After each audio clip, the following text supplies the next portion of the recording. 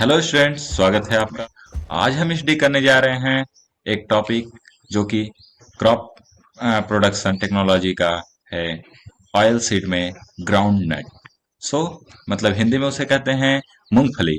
आज हम उसी के बारे में स्टडी करने जा रहे हैं कि उसका कल्टीवेशन कैसे होता है, उसका इम्पोर्टेंस क्या है, उसका वेराइटीज क्या है और उसके बारे में अन्य जानकारियां कि उसमें कौन से रोग लगते हैं, उसकी कल्टीवेशन में कौन सी वेराइटीज कैसे कब लगाई जाती हैं, ये सब चीज के बारे में। तो चलिए हम लोग स्टार्ट करते हैं अपना टॉपिक ग्राउंड नट। तो जैसा कि स्टूडेंट्स हम लोग देख सकते हैं, ग्राउंड नट का जो बोटेनिकल नेम है वो होता है एरेकिस हाइपोगिया एल। वैसे मेनली एरेकिस हाइपोगिया, ये एल लिनेस के लिए लगाया जाता है। सो तो हमने जैसा जाना कि इसका botanical name Arachis hypogaea, spelling ARACHISHYPOGAEA, hypogaea. So उसके बाद हम लोग देखें तो ये फैमिली, तो फैमिली ये लेग्यूमिनेसी या फेबेसी, मतलब दाल वाली फसलों के फैमिली में आती है, लेग्यूमिनेसी फैमिली में आती है। इसे और किस नाम से जाना जाता है? तो और इसके नाम पीनट या अर्थनट या मंकी नट या फिर तो हमारे हिंदी भाषा में मूंगफली, जैसा कि हम सभी लोग जानते हैं और ज्यादातर हम लोग इसका उपयोग करते हैं। उसके बाद कुछ और इसकी मुख्य इंपॉर्टेंस देखें तो इंपॉर्टेंस में क्या है, यह सॉयल इरोजन रेसिस्टेंस क्रॉप है। मतलब इस क्रॉप को लगा दिया जाए तो सॉयल इरोजन नहीं होगा, मृदा कटाव बिल्कुल नहीं होगा। और यह लेग्यूम क्रॉप होने की वजह से एटमॉस्फेरिक नाइट्रोजन को फिक्स करता है। मतलब लेग्यूमिनस क्रॉप है तो आसानी से, बिल्कुल आसानी से यह जो एटमॉस्फेरिक मतलब कि वातावरण में हमारे नाइट्रोजन है उसका फिक्सेशन करता है। जैसा कि हम जानते हैं कि नाइट्रोजन को खाद के रूप में बदलता है, जिससे कि नाइट्रोजन हमारे जो क्रॉप है उसको बढ़ने में मदद करता है। उसके बाद यह बहुत ही यूजफुल क्रॉप है। क्या? रोटेशनल क्रॉप ही है, इसे एक बार से दूसरे बार में लगाया जा सकता है। ग्राउंडनट केक ये जो है, मतलब कि जब ग्राउंडनट को, जो मूंगफली है, इसको जब पेर दिया जाता है तो उसका जो खली बचता है, हिंदी भाषा में बात करें तो जो खली बचता है उसे अगर हम जानवरों को खिलाएं तो उसमें 7 से 8% नाइट्रोजन, 1.5% फास्फोरस और 1.2% पोटास पाया जाता है। यह खाद के रूप में भी उपयोग किया जा सकता है या फिर जानवरों को फीडिंग के रूप में भी यूज किया जा सकता है। जो ग्राउंडनट केक है, मतलब कि उसकी जो खली है ग्राउंडनट का, और ग्राउंडनट का जो ऑयल है, मतलब जो मूंगफली का तेल है, उससे अनेक कार्य किए जा सकते हैं वेजिटेबल ऑयल के रूप में, मतलब सब्जी वाले तेल के रूप में। उसके बाद इसका मैन्योर के रूप में भी उपयोग किया जा सकता है। उसके बाद अगर देखें तो ग्राउंडनट सीड, मतलब कि जो मूंगफली का बीज है, इसमें 47 से 51% तेल, वसा और 26% प्रोटीन पाई जाती है। मतलब ये बहुत ज्यादा मात्रा हुई तेल और प्रोटीन की। इतना ज्यादा मात्रा जल्दी किसी चीज में नहीं पाई जाती, मतलब प्रोटीन भी उसमें हो और तेल भी उसमें हो। सो प्रोटीन की इंपॉर्टेंस, उसके साथ साथ ऑयल की इंपॉर्टेंस, मतलब दाल के लिए भी, उसके बाद तिलहन के लिए भी इसका बहुत ज्यादा उपयोग है और बहुत ज्यादा महत्व भी है हमारे क्रॉप्स में। उसके बाद देखें इसके न्यूट्रिएंट्स के बारे में, तो इस ये बहुत ही ज्यादा रिच इन न्यूट्रिएंट्स, मतलब अनेक प्रकार के न्यूट्रिएंट्स इसमें पाए जाते हैं। इसमें 30 से ज्यादा इसेंशियल न्यूट्रिएंट्स, मतलब 30 से ज्यादा न्यूट्रिएंट्स और फाइटो न्यूट्रिएंट्स, प्लांट के भी न्यूट्रिएंट्स पाए जाते हैं, पोषक तत्व। जितने 30 से ज्यादा पोषक तत्व और प्लांट पौधों में भी जो पोषक तत्व पाए जाते हैं वो भी पाए जाते हैं।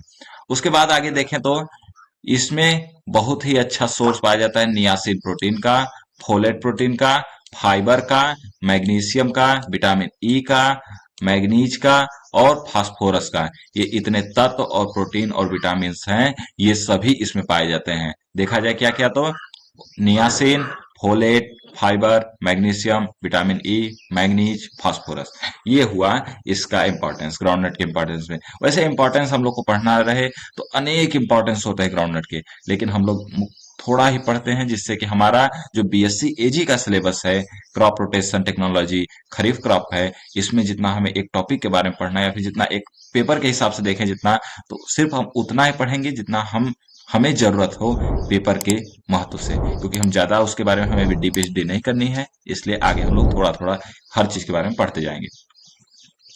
उसके बाद अगर हम इसके ओरिजिन या हिस्ट्री की बात करें तो जैसा कि यह एक ग्रीक वर्ड है, एरेकिस हाइपोरिया, और यह लेग्यूम है। तो ओरिजिन के बारे में इसके बाद देखा जाती है क्या होता है, ब्राजील, कुछ लोग कहते हैं साउथ अमेरिका में पाया जाता है, क्या, साउथ अमेरिका में। उसके बाद कुछ लोगों का मानना है कि यह जो फैला हुआ है यह ब्राजील, पेरू, अर्जेंटीना, घाना, ये सभी देशों तक फैला हुआ है, यहाँ तक इसका विस्तार है। और यह पोर्टुगीज इंटू अफ्रीका, मतलब जो पोर्टुगीज लोग थे, पुर्तगाली लोग थे, पुर्तगाली लोगों के द्वारा अफ्रीका तक आया। और उसके बाद इसी तरीके से जमैनिका लोगों के द्वारा क्यूबा तक, वेस्ट इंडीज और नॉर्थ अमेरिका तक यह इस हिसाब से फैला, और इसी हिसाब से फैलते फैलते पूरे देश में फैला। उसके बाद फिलीपींस से आगे चाइना, इंडिया, मलेशिया, इंडोनेशिया, इस तरीके से फैल गया। और इसके बाद देखा जाए तो भारत में in India groundnut has reached in the east coast of Madras province, मतलब कि पूर्वी मद्रास के कोस्ट पर ये सबसे पहले पहुंचा, कहां पर, भारत में। आगे हम इसके बारे में देखें तो वैसे इसका जो था सबसे पहले ब्राजील, साउथ अमेरिका में इसकी ओरिजिन देखा जाता है। उसके बाद धीरे धीरे अनेक देशों में यह फैल गया।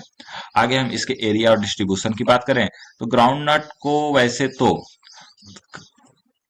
कहाँ कहाँ पाया जा सकता है, उगाया जा सकता है, तो इसे ट्रॉपिकल रीजन, मतलब सूखे क्षेत्र, जहां पर धूप वाली क्षेत्र होती है, मतलब नॉर्मल टेम्परेचर होता है, जैसे कि जहां से 25 से 30 डिग्री के आसपास टेम्परेचर, 20 से 30 डिग्री के आसपास टेम्परेचर होता है, वहां पे उगाया जा सकता है। या फिर थोड़ा सा सब ट्रॉपिकल टेम्परेचर में भी उगाया जा सकता है, ऐसे देश जहां पर ट्रॉपिकल और सब ट्रॉपिकल टेम्परेचर होंगे। उसके बाद आगे देखा जाए तो कुछ मुख्य देश कहाँ कहाँ ज्यादातर उगाए जाते हैं, तो China, India, America, Nigeria, Indonesia, Myanmar और सूडान, ये कुछ देश हैं जहां पर इसे उगाए जा सकते हैं।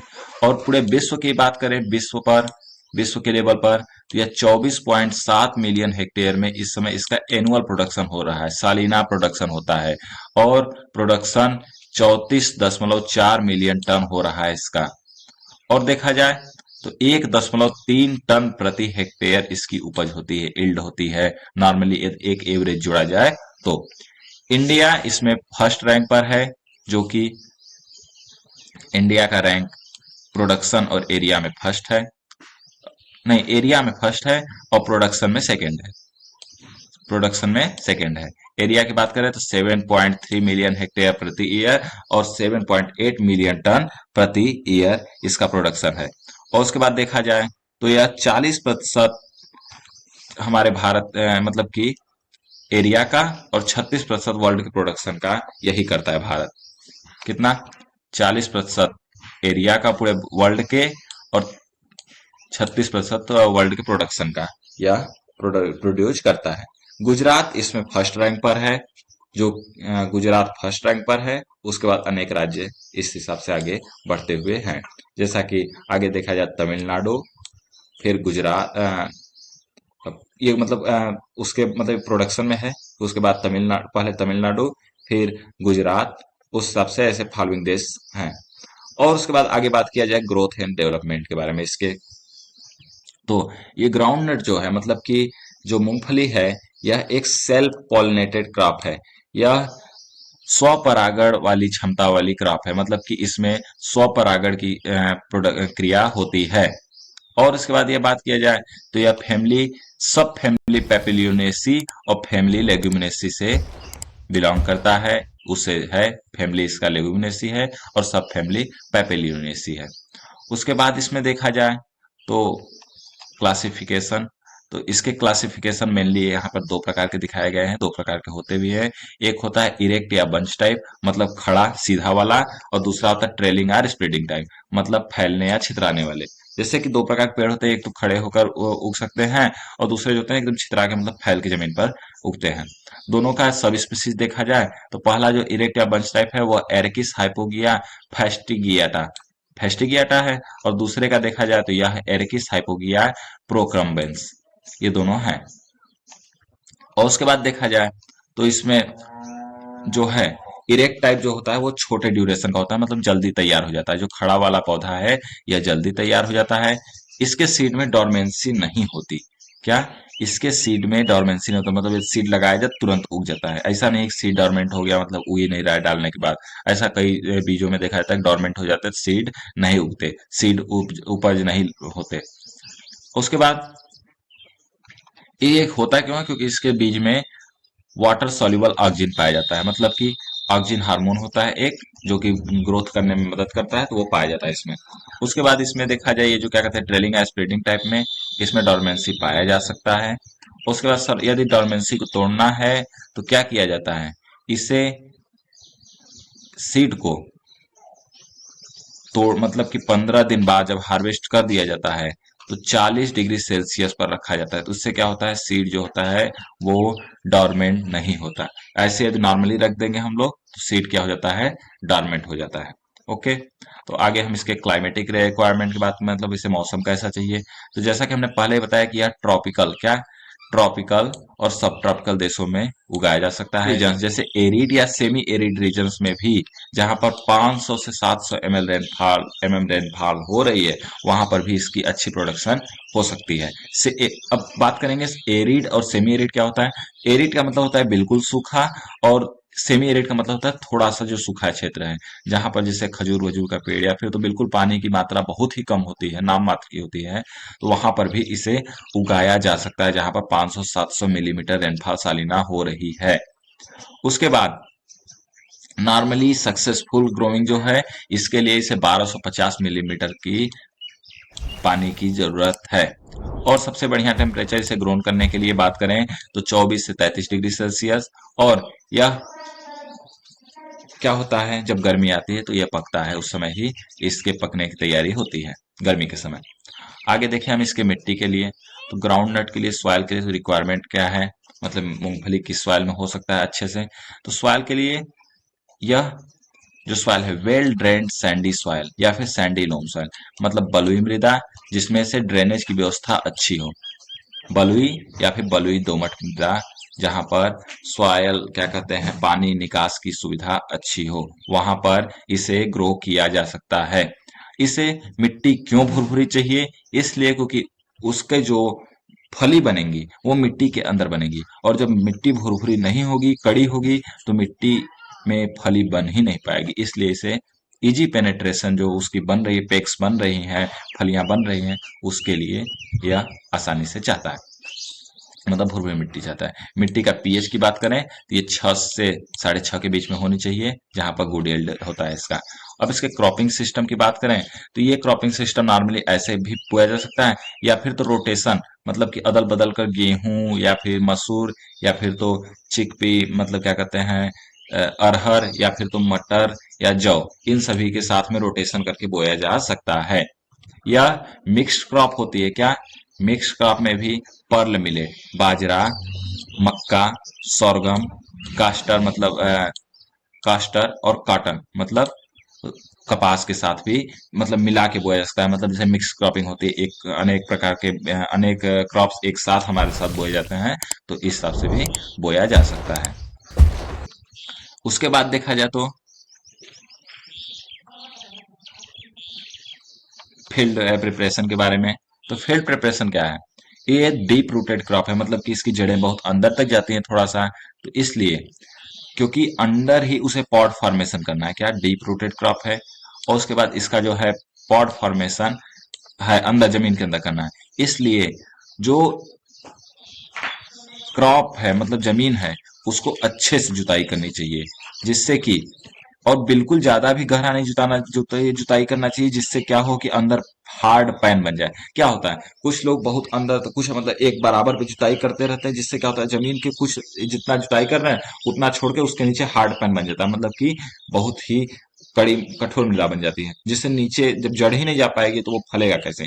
इसलिए इसे जुताई करते समय थोड़ा सा ध्यान देना चाहिए कि हार्ड पैन ना बने जमीन के अंदर, जिससे कि हमारा प्रोडक्शन अच्छे से हो सके। और उसके बाद करें one ploughing with soil turning plough, मतलब एक प्लाऊ करना चाहिए, एक जुताई करनी चाहिए जिसमें मिट्टी को पलटवा देना चाहिए, जिससे सॉइल टर्निंग प्लाउ एक होता है मिट्टी पलट हल से करा देना चाहिए। उसके बाद 2 हैरो करना चाहिए, जिससे कि सॉइल की अच्छी तिल्थ मिल जाए, और तिल्थ कम से कम 12 से 18 सेंटीमीटर तक की होनी चाहिए, 12 से 18 सेंटीमीटर की तिल्थ तक होनी चाहिए, जिससे कि ग्राउंड नट जो है मतलब मूंगफली वो अच्छे से तैयार हो जाए।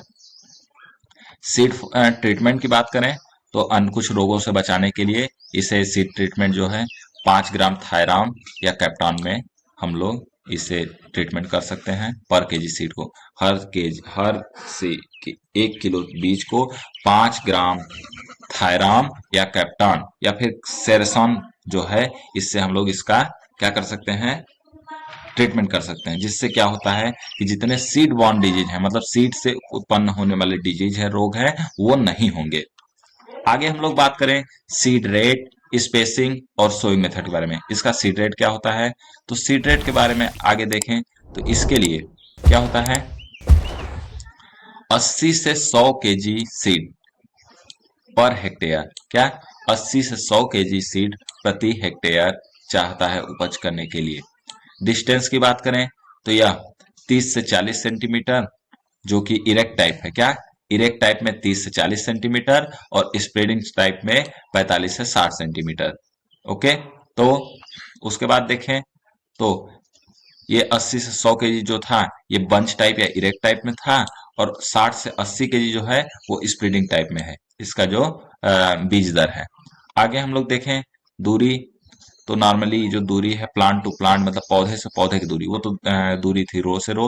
अब जो पौधे से पौधे के बीच की दूरी है वो 15 से 20 से 22.5 सेंटीमीटर तक की होती है बंच और स्प्लिटिंग टाइप में। ओके, यह बोया कैसे जा सकता है, या तो इसे सीड ड्रिल से बो दिया जाए या फिर तो कंट्री फ्लाई, मतलब जो देसी हल होता है उसके पीछे हैंड डिबलिंग से मेथड से बोया जा सकता है। उसके बाद या फिर तो अब नया तरीका आ गया है कि ट्रैक्टर माउंटेड ग्राउंडनट प्लांटर, एक मशीन है जो कि डायरेक्ट ट्रैक्टर पे लगी होती है और उसमें बीज डाल दिया जाता है तो वो बो देती है एकदम बराबर स्पेसिंग पे, अच्छे से सही जगह पे। और जो उसकी बुआई का जो अंदर है डेप्थ है वो 5 सेंटीमीटर नीचे तक बोया जाना चाहिए, मतलब गहराई में 5 सेंटीमीटर बोया जाना चाहिए नॉर्मली।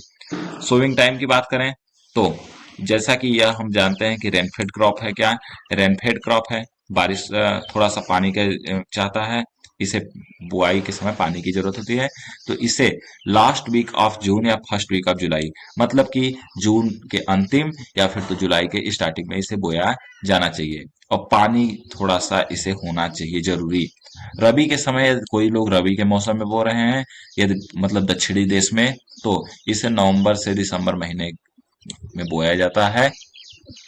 और अगर गर्मी में गुजरात या महाराष्ट्र या मध्य प्रदेश की तरफ बोया जा रहा है तो सेकेंड फोर्टनाइट ऑफ जनवरी, जनवरी के दूसरे सप्ताह में बोया जाना चाहिए। और उसके बाद बात करें हम लोग इसके वेराइटीज की, तो इसकी कुछ मुख्य वेराइटीज हम लोग बता देते हैं। वैसे जो पहला है ज्योति, क्या ज्योति, यह बहुत ही अच्छी वेराइटी है। इसमें 95 से 110 दिन में तैयारी है। यह इसमें एक मुख्य इसका प्रॉब्लम है कि इसमें टिक्का डिजीज लगने का चांस होता है। इसकी उपज 12 से 15 क्विंटल प्रति हेक्टेयर होती है अगर बारिश अच्छे से दी जाए तो, जहां पर मतलब बारिश न हो तो, और 20 से 22 क्विंटल प्रति हेक्टेयर होती है जहां पर पानी मिल जाए तब। इसमें ऑयल का 53% पाया जाता है और सेलिंग परसेंटेज 78% है। मतलब कि 100 किलो यदि मूंगफली का पूरा ऐसे होगा तो उसे छीला जाए तो उसमें से 78 किलो मूंगफली का बीज मिलता है। उसके बाद कुछ और वेराइटीज हैं जैसा कि RS1 वेराइटी, यह क्या है, यह स्प्रेडिंग वेराइटी है, मतलब बिखरने वाली है जो फैल के उगती है। यह 135 से 140 दिन की तैयारी है इसका। यह टिक्का डिजीज के टॉलरेंट है, मतलब इसमें टिक्का डिजीज नहीं लगता, और यह 15 से 20 क्विंटल प्रति हेक्टेयर उपज होती है, और इसमें 77% सेलिंग आउट टर्न है, मतलब 77% बीज निकलता है, मतलब कि मूंगफली का दाना निकलता है, और 48% इसमें ऑयल पाया जाता है। कुछ इसी हिसाब से और वेराइटीज है जैसा कि यहाँ चित्रा है, अंबर है, उसके बाद PG No.1 है। अनेक प्रकार की वैरायटीज है, नाम नोट कर सकते हैं आप लोग, चित्रा, अंबर, PG No.1। वैसे आपको पीडीएफ में दिख रहा है, तो किसी को जरूरत होगी हर बीज के बारे में जानकारी के, यहाँ पीडीएफ से आप लोग थोड़ा थोड़ा देख के नोट कर सकते हैं, या फिर तो हम बाद में कुछ दिनों के बाद, मतलब या कुछ महीनों के बाद हम साइट के माध्यम से पूरे पीडीएफ को भी अवेलेबल करा देंगे। आगे हम लोग कुछ वेराइटीज की बात करें तो मूंगफली number 145, BG1 and BG2, कोपेरोगन number 1, TMB6, अनेक प्रकार की इस तरह से वेराइटीज हैं। अब आगे हम लोग बात करते हैं आगे फर्टिलाइजर रिक्वायरमेंट की, मतलब कि इसमें कौन कौन से, मतलब कितना हम लोग को देना चाहिए नाइट्रोजन या फिर कोई चीज। तो जैसा कि पहले हम लोग जानते हैं कि यह एक लेग्यूम क्रॉप है, मतलब दलहनी फसल है, तो इसमें नॉर्मली अपने से ही नाइट्रोजन फिक्सेशन की प्रक्रिया होती है, क्योंकि राइजोबियम इसके जड़ में पाया जाता है। तो आगे अगर देखें तो इसके गुड यील्ड के बारे में, यील्ड ज्यादा प्रोडक्शन करना है तो इसमें जो है FYM, फार्म यार्ड मैन्यूर, मतलब कंपोस्ट खाद है या फिर तो जो गोबर का खाद है, 5 से 10 टन प्रति हेक्टेयर अप्लाई करना चाहिए बुआई से 15 से 20 दिन पहले। और नए NPK की बात करें, मतलब 15 किलो नाइट्रोजन, 50 किलो फास्फोरस और 25 किलो पोटास इसमें दिया जाना चाहिए, जिससे कि क्या हो कि उपज हमारी अच्छी हो। उसके आगे अगर जरूरत है तो कैल्शियम की मात्रा भी कुछ प्रोवाइड की जानी चाहिए, या फिर कुछ जरूरत हो तो जिप्सम की भी मात्रा खेत में दी जानी चाहिए। अब हम इसके पानी की बात करें, मतलब कितना इसके इरिगेशन चाहिए, तो जैसा कि इरिगेशन की बात करते समय बात करें तो जनरली केवल 20% ही ग्राउंडनट जो है हमारे यहाँ देश में, भारत में पानी में बोया, मतलब कि इरिगेटेड कंडीशन में बोया था, जहाँ पर पानी हो उपलब्ध। वैसे तो नॉर्मली और सब जो है रेनी सीजन क्रॉप की होने की वजह से इसे इरिगेशन नहीं दिया जाता। बारिश वाले मौसम में ये उगता है, खरीफ क्रॉप है, इसलिए इरिगेशन की जरूरत इसे नहीं होती। ओके। अगर रबी सीजन है तो उसमें हम 3 से 4 सिंचाई दे सकते हैं।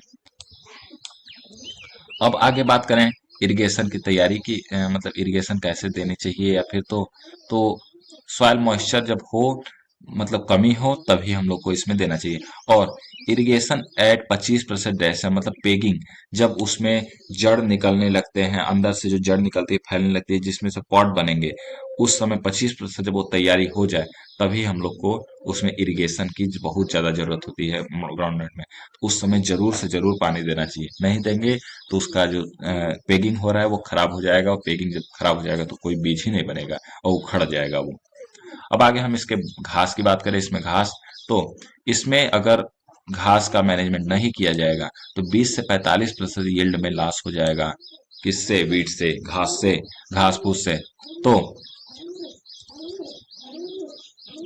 इसमें 2 बार 20 और 45 दिन पर मतलब कि वीडिंग करना चाहिए। एक बार 20 दिन पर घास निकलवा निराई करवाना चाहिए, और एक बार 45 दिन पर, जिससे कि वीडिंग ना हो। क्यों? क्योंकि नहीं करेंगे तो 20 से 45% यील्ड लॉस हो जाएगा। अगर पहले से ही हमें रोकथाम करनी है घास की, तो हमें पेंडीमिथेलिन 1 kg प्रति हेक्टेयर के हिसाब से पहले ही हम खेत में डाल देंगे, जिससे क्या होता है, घास नहीं निकलेगा। और आगे बढ़े हम लोग बात करें इसके कुछ डिजीज के बारे में, तो इसमें डिजीज लगता है, पहला मेल एक जो डिजीज है टिक्का डिजीज या लीफ स्पॉट। इसे हिंदी में भाषा में बोलते हैं टिक्का डिजीज, और इंग्लिश में लीफ स्पॉट। ये होता है किसकी वजह से? ये सर्कोस्पोरा एरिक एर्किडिकोला, क्या, एर्किडिकोला, या फिर सर्कोस्पोरा पर्सोनेटम, इन दोनों काजल ऑर्गेनिज्म की वजह से यह डिजीज होता है ग्राउंडनट में। यह 3 से 4 सप्ताह के बाद, बुआई के सप्ताह के बाद यह दिखाई देता है। दिखाई होने में क्या है इसमें कि गोले गोले कुछ सर्कुलर्स, और या फिर अदल, मतलब कि इरेगुलर, कोई रेगुलरली नहीं, इरेगुलर प्रकार के धब्बे पत्तों पर दिखने लगते हैं। किस रंग के? रेडिश ब्राउन या से ब्लैक कलर के, इस प्रकार के उस पे धब्बे दिखने लगेंगे। जिससे क्या होता है, बाद में पत्ते सूख जाते हैं और पत्ते डेड कर जाते हैं, और उसमें यील्ड में बहुत ज्यादा कमी होने लगती है, और नहीं होगा तो पूरा प्लांट ही डेड कर जाता है। इसकी रोकथाम के लिए 2 से 3 बार डाइथेन M45 या फिर ब्लिटॉक्स 50 1 से 1.5 से 2 किलो प्रति हेक्टेयर का छिड़काव करना चाहिए 15 से 20 दिन के इंटरवल पर, अगर हमें ये स्पॉट्स, ऐसे धब्बे दिखने लगे पौधे पर। या फिर तो कुछ ऐसे वेराइटी जिसमें मतलब कि टिक्का डिजीज का ससेप्टिबल है, मतलब टिक्का डिजीज के प्रति टॉलरेंट है, तो या फिर उस हिसाब के हम लोग को बीजों को लगाना चाहिए। आगे एक डिजीज होता है कॉलर या सीड रॉट, मतलब कॉलर रॉट या सीड रॉट, मतलब बीज ही सड़ने लगते हैं। इसमें क्या होता है, बीज ही सड़ने लगते हैं। यह होता है किसकी वजह से? फंगस या एस्परगिलस नाइगर। ऐसा हम लोग देखेंगे कि मूंगफली लाते हैं खाते समय, तो उसमें सफेद सफेद नॉर्मली फंगस जैसा लगा होता है, तो वो वही होता है, उस वो डिजीज ये बीज में ही लगता है। या क्या कहते हैं, इस हिसाब, ये जो डिजीज है, इसे अगर हम सीड को बुआई के समय थायरान या कैप्टान से 3 ग्राम प्रति केजी सीड को पहले से ट्रीट कर दें, तो यह डिजीज नहीं लगेगा। कुछ डिजीज और हैं, जैसे स्क्लोरेटियम रॉट, यह होता है स्क्लेरोटियम रोफस्ली की वजह से। यदि हमें इसे ब्रेसिकॉल से ट्रीट कर दें, मतलब कि सॉइल एप्लीकेशन पहले से मिट्टी में डाल दे, तो ये डिजीज नहीं लगता। अगला होता है चारकोल रॉट, जो कि माइक्रोफ्लेजमिया फैसिलाई की वजह से होता है। अगर हम इसे ब्रेसिकॉल से ट्रीट कर दें, मतलब मिट्टी में डाल दें पहले से ही, मतलब बुआई से पहले, तो यह डिजीज नहीं लगता है। इस सबसे एक डिजीज और है रस्ट डिजीज। रस्ट डिजीज को रोकने के लिए ये पुस्सीनिया एरेकिडिस के द्वारा होता है। अगर हम जिनेब 2 kg प्रति हेक्टेयर, मतलब कि 100 लीटर पानी, 1,000 लीटर पानी में छिड़काव कर दें, तो ये डिजीज भी नहीं लगता। वैसे मेन दो ही डिजीज के थे, टिक्का और leaf spot. Tikka, leaf spot, या फिर तो कॉलर या सीडर। ये कुछ 3 डिजीज जो और हैं, ये कभी कभी लगते हैं, तो इसके रोकथाम भी मैंने यहाँ दिखा दिए। आपको मेनली दो जानकारी में जरूरी चाहिए उसके बारे में। उसके बाद कुछ कीट मकोड़ों के बारे में बात करें, मतलब इसमें कौन कौन से कीट लगते हैं। तो जैसा कि एक होता है व्हाइट ग्रब, यह राजस्थान, बिहार, उत्तर प्रदेश, पंजाब और हरियाणा में देखा गया है, नॉर्मली लगता है। उसके बाद यदि बात करें सीड को, हम क्लोरोफायरियस 20 EC से, या फिर क्विनाल्फॉस 25 EC से 15 मिलीलीटर प्रति केजी सीड को ट्रीट कर दें, तो ये कीट नहीं लगते हैं। वैसे तो ये जमीन में जुलाई से सितंबर के महीने में नॉर्मली दिखते हैं। और ये ग्रब्स क्या होता है, जो फंक्शनल रूट है, मतलब कि जो जड़ है, जड़ जब बनने लगते हैं तो उसी समय ये उस रूट को ही खाते हैं, जिससे कि रूट जब खत्म हो जाएगा तो ग्राउंडनट बनेगा ही नहीं। आगे बात करें तो इसे कंट्रोल करने के लिए, अगर कंट्रोल 500 मिलीलीटर मैलेथियन 50 EC 500 लीटर पानी में प्रति हेक्टेयर के हिसाब से छिड़काव करें, तो ये डिजीज समाप्त हो सकता है। और उसके बाद बात करें कुछ ग्राउंड नट्स के, मतलब कि इसके क्वालिटी, मतलब इसका क्वालिटी कैसे तैयार हुआ। वैसे ग्राउंड नट का फिगर आप देख सकते हैं, कुछ डिजीज या फिर तो कुछ इसके पेगिंग के बारे में दिखाया गया वहां पर। यहाँ पर ये देखिए पेगिंग तैयार हो रहा है, ये पेगिंग रूट ही कहलाती है, ये वाली जो रूट है। ओके, तो अगर हम लोग इसके बाद बात करें कुछ इसके क्वालिटी क्या क्या होती है मेनली, तो क्वालिटी इसमें पहला होता है वॉल्यूम वेट ऑफ पॉड्स, मतलब कि पॉड का कितना वजन है। पॉड मतलब जो हम लोग को मूंगफली का छिलका सहित मिलता है, तो वो कितना वजन है। उसके बाद दूसरा होता है सेलिंग परसेंटेज, मतलब छिलका छिलने के बाद बीज का वजन कितना निकला, ये दूसरा उसका फैक्टर इन्फ्लुएंस करता है, मतलब कि हमारे बीज में कितना है। वैसे ये नॉर्मली 68 से 76% पाया जाता है सभी मूंगफली में। अगली बात करें 100 कर्नल वेट, ये क्या होता है, 100 kg वेट पर, मतलब अगला बात करें हम लोग ऑयल कंटेंट, इसमें ऑयल कंटेंट की मात्रा कितनी होती है। तो ऑयल कंटेंट मात्रा जनरली 48 से 51% इसमें पाई जाती है। ओके, तो आगे हम लोग कुछ बात करते हैं इसके पेगिंग या फिर पॉट डेवलपमेंट की। पेगिंग क्या होता है और पॉट डेवलपमेंट क्या होता है, तो जैसा कि जानते हैं हम लोग, पेगिंग के बारे में पढ़ें, इसका पॉट डेवलपमेंट कैसे होता है, और पेगिंग मतलब वो रूट कैसे निकलती है, पॉट डेवलपमेंट कैसे होता है। तो जैसा कि फर्टिलाइजेशन जब हो जाता है, तो ओवरी के समय ये क्या होता है, बेसल पोर्शन, वो जो उसके नीचे वाली सतह है, उसमें स्पिंडल लाइक, मतलब कि रेसा जैसा, या फिर तो कह सकते हैं तार जैसा, घुमाव वाला तार जैसा, उसमें रूट निकलती हैं। और वही रूट अंत में जाके सीड में हॉरिजॉन्टली, मतलब अंदर घुसती हैं, और उसके बाद वहां पर बीज पॉड बनाती है, मतलब कि उसका मूंगफली का वो जो है छिलका से तो वो पॉड है उसको बनाती है। आगे बात करें हम लोग इसमें इसके इल्ड की, तो इसके इल्ड नॉर्मली हम लोग अच्छी गुड एग्रोनॉमी प्रैक्टिस करें, तो यह 15 से 20 क्विंटल प्रति हेक्टेयर उत्पन्न करती है बंच टाइप में, और 20 से 30 क्विंटल प्रति हेक्टेयर स्प्रेडिंग टाइप में। ओके, तो जैसा कि हमने आज पढ़ा ग्राउंड नट के बारे में। सो स्टूडेंट्स, आपको कितना समझ में आया इसके बारे में हमें बताइए। अगर आपको कोई इसमें कंफ्यूजन हो, या फिर तो कोई दिक्कत हो, या फिर आपके पास कोई सजेशन हो, तो मुझे जरूर दीजिए। उसके बाद आपसे रिक्वेस्ट है, प्लीज लाइक करिए, शेयर करिए और सब्सक्राइब करिए, जिससे कि हम और ज्यादा से ज्यादा वीडियोज और लेक्चर्स आपके सामने ला सके। धन्यवाद, थैंक यू।